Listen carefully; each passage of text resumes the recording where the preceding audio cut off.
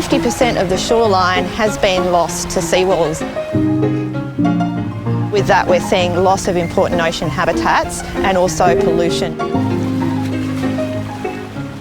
The researchers tell us that ridding the oceans of the world of plastic is pretty much impossible, and so we have to take a different approach and try stuff that's maybe a bit left field but actually has just the same benefits for the environment.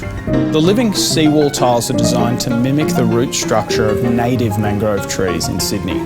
So small geometries are etched into the design to give oysters, fish, algae and other organisms a place to live. We're using 3D printing technology to create a mould and then cast in concrete, reinforced with 100% recycled plastic fibres to create 50 tiles to install on an existing seawall structure in Sydney Harbour. The 3D printed texture is really good for oysters to colonise because it replicates the geometry of oyster shells. The Living Seawall will remain in the water for the next 20 years or so, improving biodiversity and water quality.